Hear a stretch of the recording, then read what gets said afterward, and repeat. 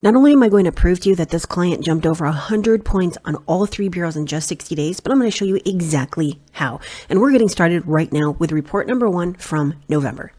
Here we are on November 12th, where this client has a 501 on TransUnion, 503 on Experian, and a 535 on Equifax. January 3rd, we end up with a 677 on TransUnion, 648 on Experian, and a 699 on Equifax. That means that we actually gained 176 points on TransUnion, 145 points on Experian, and 164 points on Equifax. Now, this was just in 2 rounds of disputes, and I'm going to show you exactly how I did it, so make sure that you stay to the end of this video.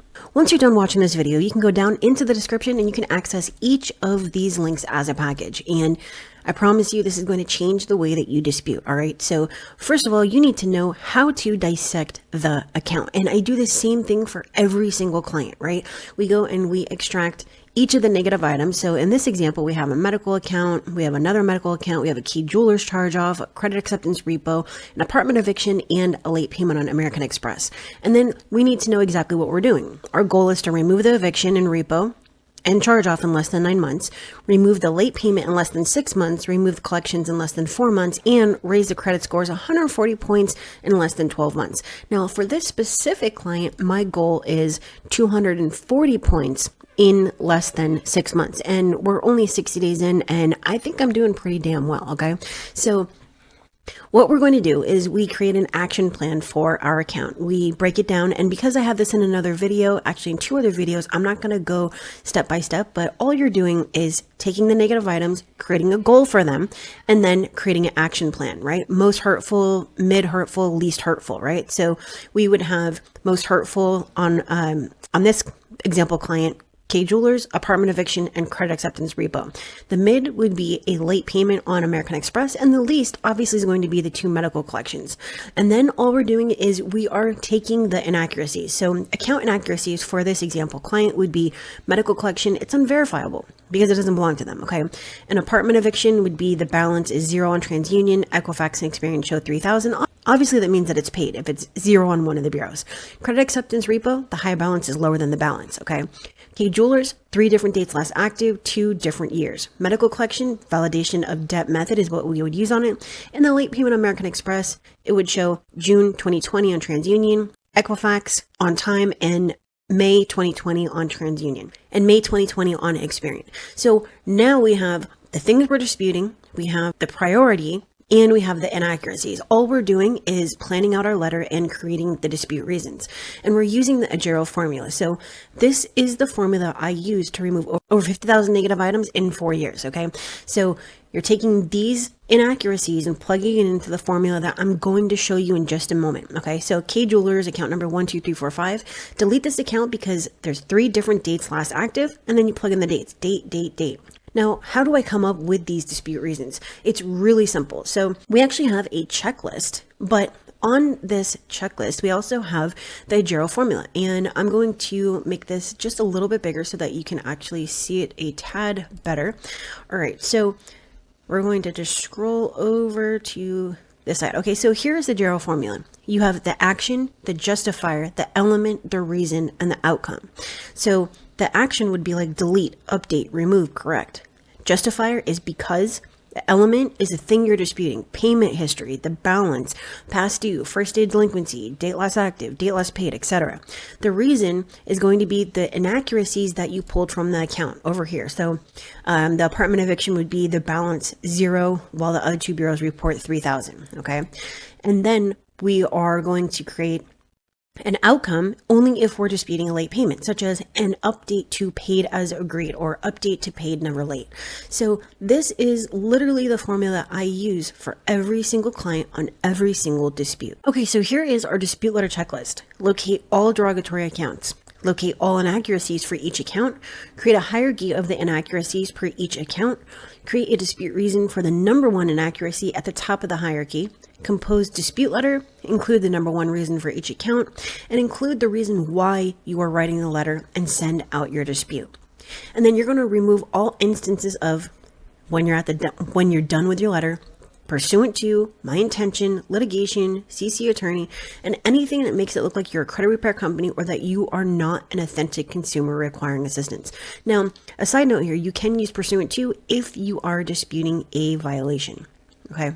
Now, you are also going to include your ID, social security card, or W-2 if you're disputing them reporting your social security number incorrectly, and proof of address like utility bill, pay stub, bank statement. And you're also going to include copies of the pages for the negative items from the credit report as exhibits, such as screenshotting your account number 1, 2, 3, 4, 5. So we're going to go and we're going to click on this, and it's going to show us our dispute letter. So you're going to include your personal information at the top, the date, the bureau you're disputing, and then you're going to create just a couple of sentences, why you're sending the letter, what you want them to do, and request a copy of your credit report. So my example is I've found a few inaccuracies on the following accounts and these need to be removed. Please send me a new credit report reflecting these changes. You see how simple that is? We don't need anything else. Now, if you know about USC codes and you know about violations, you can include those things, but this is for someone who does not know how to write a dispute letter. You can just make it super simple. So we have a couple more instances of inaccurate accounts and how to use the JERO formula. So for GM Financial, we would say delete this account for inaccuracy because the payment history shows on October 2021, TransUnion 30 days late, Experian on time, Equifax 30 days late. For CB Wayfair, I was not late on December 2021. Please update this account to paid on time, never late. Please remove this monthly payment because this account was paid on time. IC Systems, delete this unverified collection unless you have ownership documentation proving otherwise. Portfolio Recovery, delete this account because the date last active reports as 12/21 on TransUnion and 5/21 on Experian. American Express, delete this account for inaccuracy because the payment history is inaccurate and inconsistent between each bureau. And then I give the example. Experian reports activity after this account after the close date between June 2021 and December 2021, while Equifax reports paid on time. Thank you, your name. That is it, okay? Now, I'm going to give you the secrets to removing a charge off. Right down here, you're going to see notice of dispute, date last reported, and date last paid. Okay, so you're going to look to see whether the notice was entered within 30 days of receipt in the comment section. If not, delete for violation of section 623. If the date last reported or status update date was not changed, even though the bureau said that it was verified as accurate, then they didn't do an investigation. You verified this as accurate, but did not update the date last reported. Date last paid. Now, this is one of the dates that stipulates when your account will naturally fall off, right? So if it's not the same, then that's a huge problem. Reports with different years between all three bureaus, or reports with different dates on all three bureaus. And then you're going to give the actual facts from the credit report. Experian 1/1/2015, Equifax 2/2/2016, TransUnion 3/3/2017. Okay, this is really, really simple. And if you look at a credit report, you can get all the information that you need from the credit report. For example, if you look at date last active, 3/29/19, 11/1/2019, 10/1/2018. Those are different dates, okay? And then if you look at the comment section, where's the notice of dispute? It's only included on one bureau, Experian. If you look at date last paid, 8/17/2018, missing on Experian, and 10/1/2018. These are different. It should not be different. It needs to be the same date on all three bureaus, and you can get these things removed. You just need to know what to look for and when to use it.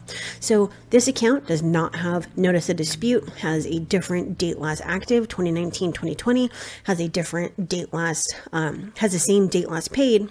But if you look at the payment history, you're going to see charge off. Unless you're in a payment or payment arrangement of some sort, there should not be activity after this account was closed, okay? For every single client on every single month for every single round, you include your information at the top, the why, the simple reason why. Example, these accounts are inaccurate. Please delete them and send me a new report. Disputed accounts and reasons. Include one factual dispute reason for each account that uses information, dates, balances, etc. from the credit report to support your claim. So, and again, example for Capital One, delete this account for inaccuracy because the account was not marked as disputed within 30 days of receiving the initial letter. That is it. It is simple. It is clean. It is one reason and about 2 to 4 sentences on the why. Now you may be wondering, okay, that's how you send out round 1. No, that can be used for every single round. And you can find more information about this by keyword searching date last active, re-aging on my channel, how to remove charge-offs. Everything that you need is on my channel, and otherwise you can use the link at the top of your screen to schedule a call with me personally, and I'll see if I can help. But let's look at what you would do for round 2. So questions to answer for your round 2 letter. Did your dispute come back as verified? Was there any response at all? Was there a reason given for the verification? Did you receive any documentation or response from the creditor or collector? What is your main reason for your dispute? What were the changes made between credit report 1 and credit report 2? This is extremely important. Was the notice of dispute entered within 30 days? Did the date last reported change? Did the date of last activity change to reflect the date last reported? Okay, now we can go and look at another example. So this would be a round 2 dispute example. All right. So we're going to answer the most important questions from the checklist here. An example would be, I disputed these accounts on date, and the notice of dispute was required to be entered by date plus 30, and it's still missing. This is a violation of section 623 and requires deletion. I also see that the date last reported and the date last active now reflect the same dates, which means that you've re-aged account 1 and account 2. The date last reported should reflect when you verified this account, but the date last active should not have changed because no payment was made to these accounts. Delete for violation. Now, personally, I would change this to include information for date last reported, notice of dispute, and date last paid. Okay, so date last active is no longer my number 1. Date last paid is my number 1. So if there are differences in date last paid, you definitely want to go after it. Reinvestigate the following accounts. Account number 1, delete for violation. This account has been illegally re-aged from original DOLA to current DOLA, or you can say delete this account for violation. You did not change the date last reported, even though you verified as accurate. Or you can go after, again, date last paid. You have 3 different dates last paid, which means that this account is naturally going to fall off on 3 different dates. Delete immediately. Account number 2, same reason. Account number 3, delete for violation, section 623, failure to enter required notice of dispute. Send me a new report reflecting these changes. Now, as far as identifying your negative items, okay, let's go and look at another example dispute. And all of these things are going to help you with creating dispute letters that get results, okay? Actually, if we go and we look at this account here, I just want to give you a couple examples before we go over to this last dispute, okay? So when you're looking at an account, you want to know exactly what you should be looking for, and I'm going to give you just a couple of things, okay? Date last active, date last paid, notice of dispute, and the payment history. So date last active, 122, 322, 1021. That's just an inaccuracy, okay? Date last paid, 322, 1021. That would be my number 1 dispute. Number 2, you can go after first day delinquency, which is going to be, at least on this report, 1020. I was not late. Now, if we look at November 2020, you're going to see that one bureau is reporting no information. The second bureau is reporting 60 days late. Third bureau is reporting on time. Same thing for February and January 2021. Then we have another couple of late payments over here between October 21 and December 21. 30 days, 30 days, 30 days, 60 days, and 60 days, 90 days. I would use that kind of as a bunch to get this account removed. And then we have a bunch of activity after this account was closed. Now, why is this account closed, but there's 2 on-time payments? I don't know. There were no payments made to this account. Now, if we go and we look at another account, you're going to see same thing, activity after the close date, different dates last paid, different dates last active, no notice of dispute. Okay. So if we look at, now if we go over to identifying, now if we go over to this dispute letter, this is the last dispute letter example I'm going to give you, and then I'll show you exactly where you can go to access everything that I've already showed you. Now, why am I showing you all this? Because I'm not the only person that can get results like this. You can too, but the only way you're going to get it is if you send out the right disputes and use the right method, which is not going to be sending the same letter that everybody sends, okay? So when you do this the right way, you can remove them, you can remove them permanently, and it can be in less than 12 months, okay? So use the link that I'm going to give you, but otherwise, let's go over this last thing here, and I've showed you exactly what to look for, the structure you should be using for your dispute, the structure you should be using for your dispute reason, and exactly what you should be looking for, okay? So telecom. This is not a collection. Update to self-reported installment account. Actually, this is the way you open the letter. I've identified some inaccuracies that need to be removed.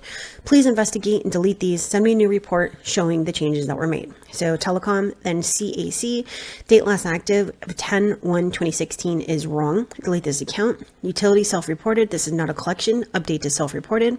Austin Cap Bank, I was not late May 2021. Update to paid as agreed and remove for inaccuracy. And then ATL Cap Bank South, April 2021 was paid on time. Remove this late payment for inaccuracy. Navy Federal, delete this account for inaccuracy because the payment history reflects differently on both bureaus between February 2020 and December 2021. February 2020 is reported on time with with Experian, but 30 days late with Equifax. I paid on time March 2020. August 2020 reports charged off with Experian, but paid on time with Equifax. Delete this account for false reporting. Okay. For Omni Financial, delete this account because there's a monthly payment of $250 on a closed account. For Experian, delete this account because I was not late February 2021 and you have the wrong first day delinquency. Why did I break them down between TransUnion and Experian? Because, and this goes back to a comment that was posted a couple of days ago on my channel, do you send out the same letter to all three bureaus? No, you don't. It needs to include the information specific to that bureau unless you are simply pointing out the inaccuracies between all three bureaus, okay? You don't want to send the same letter to all three bureaus unless it's actually relevant. Santander, delete this account for inaccuracy because the date last paid is inconsistent and shows 10/2020 on Experian, but 5/2019 on Equifax. And the last one, credit management. This account is unknown, and unless you have documentation to support this account, you need to remove it. Now, a couple of last thoughts on this. You should be disputing your personal information first.